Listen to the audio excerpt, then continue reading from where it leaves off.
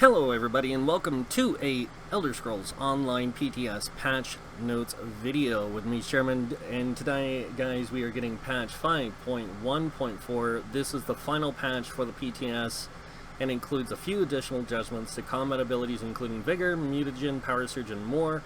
There are also several fixes to other issues found in the new dungeons, item sets, UI, and others.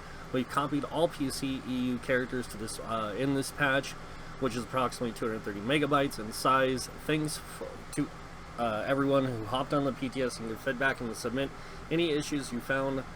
We appreciate the reports and look forward to having everyone join us next week for PC launch on August 12th. So they did do some fixes to the dungeons here. You can see Moongrave Fang. They actually fixed a few more bugs, a few other things that were going on with that, and yeah, so that's good. And it says Marsalek will now begin the fight when purged, so that's really good. The big changes, guys: combating gameplay, storm calling, bolt escape, this ability, and ball of lightning morph stun are now also, as advertised, unblockable. Surge, Power Surge, this morph now grants its healing to up to 6 targets, but will trigger off critical heals rather than critical damage. The cooldown is 3 seconds rather than 1 to ensure it offers similar healing to other AoE heal over times. This is going to be cool. I can't wait to get in and test that. Templar, Dawn's Wraith, Eclipse. This ability and unstable core morph can now only be active on 1 target at a time. This was done to prevent situations where placing the ability on multiple targets would break the ability, since there is a cooldown to the abilities progressing through each stage. The Warden, Animal Companion Swarm, Growing Swarm. They reinstated the 6-person target cap to prevent performance issues when used in tandem with specific item sets and passives. They do say that there will be a improvement to this in a future major update. So my guess is update 24, which will be Dragonhold DLC, will see this fixed or improved. The next change is to two-handed critical surge stampede. They fixed an issue where this guaranteed critical bonus from the ability was able to apply to the area effect damage from this attack. That's a good fix. Everyone's going to love the new mutagen change. So they changed mutagen on the regeneration ability, on restoration staff, to be a heal over time, but it had like a proc thing. Now, it will now instead heal up to 2 additional targets in your radius, and is called Radiating Regeneration to better showcase its ability to diverge to targets. So I do want to read their notes here, what they say. This change was done to better help healers grant high mobility targets healing with this skill, and to tone down the incredibly powerful ability to come back from the brink of death passively. So really interesting change. We'll have to see how it works. And to a certain person out there that was really getting upset about the change to regeneration, this is going to be the new regeneration ability a lot of people are going to use, because it does apply to multiple targets, which will be good. Alright, Finder's Guild, Circle of Protection, Ring of Preservation morph. This morph is now a Kiss Curse option that comes at a price of the rune. So, not happy about this change. The rune now lasts 8 seconds instead of 20. Reduce the healing by approximately 4% per tick to retain the same healing per second for the total cost, or the total cast. So here's the thing I don't like about this change: 8 seconds from 20 seconds. All they had to do to make this work really good was adjust the healing.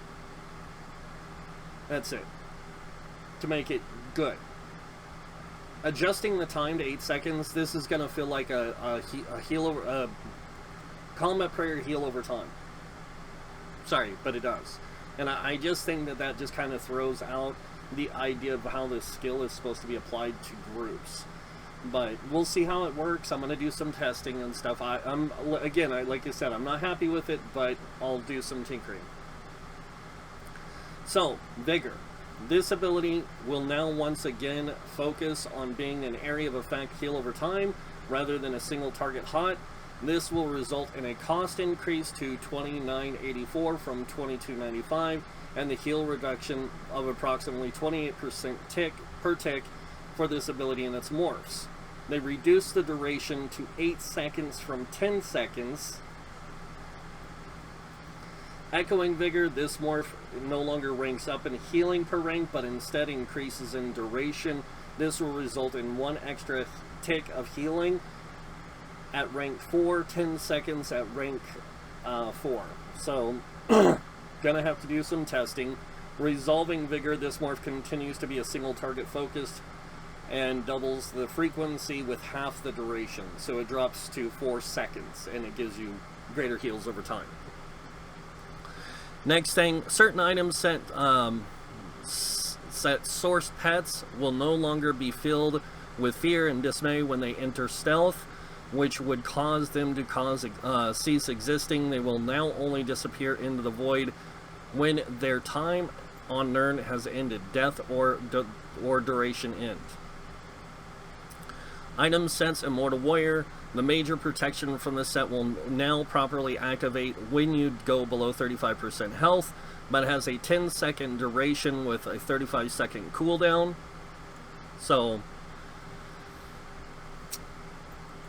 yeah, we'll have to look at that. They spelled this one wrong. It's not Masalok, it's Marsalok. They fixed an issue where the tooltip from this set would not display the proper damage values and would deal less damage than intended if you managed to obtain it with an item level under CP 160s. Kudos to whoever that was. And then the Ravager. They fixed an issue where the weapon damage granted from this set would fail to properly apply to your attacks. And then Zin's Redress reduced the bonus damage taken per damage over time stack of this set to 1% down from 2% max. Still remains 5. And it says here, this was done to reduce the effectiveness of the set in a group setting. The damage amplification will now properly respect the wearer of this set and should no longer generate strange values or completely fail in some instances.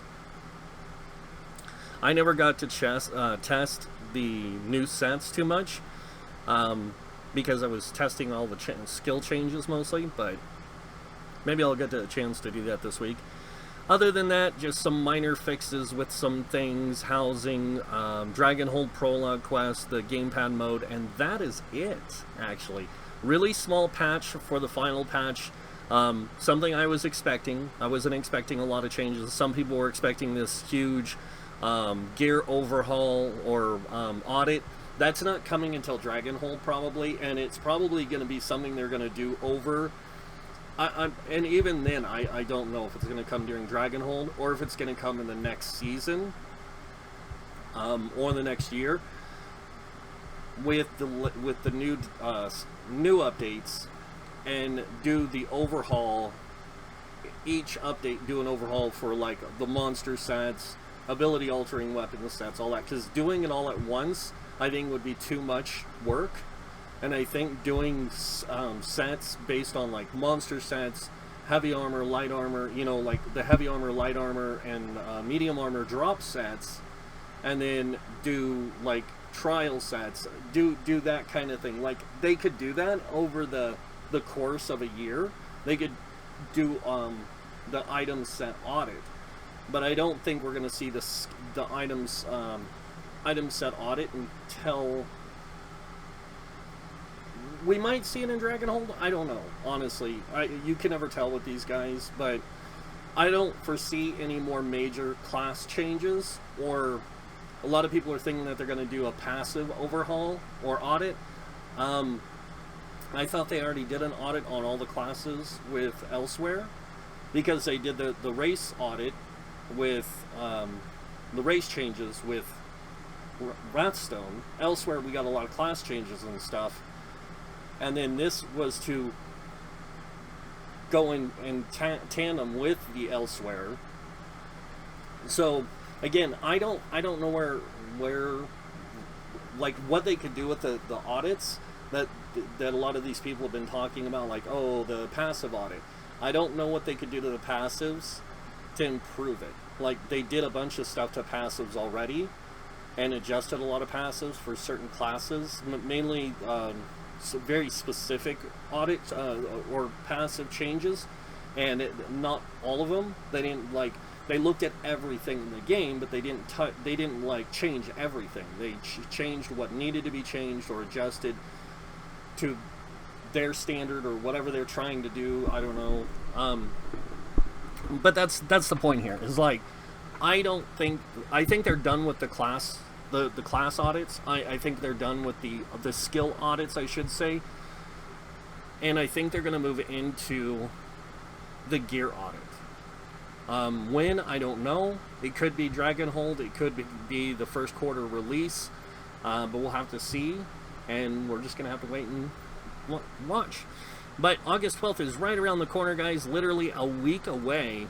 And with that, we get the Scalebreaker on the live servers for anyone with a active subscription, or you'll be able to purchase it from the Crown Store for PC and Mac on August 12th, and then on August 28th it's supposed to come out on the consoles. I think it's August 28th, because that's supposed to be like, should be like a Tuesday or a Wednesday, yeah.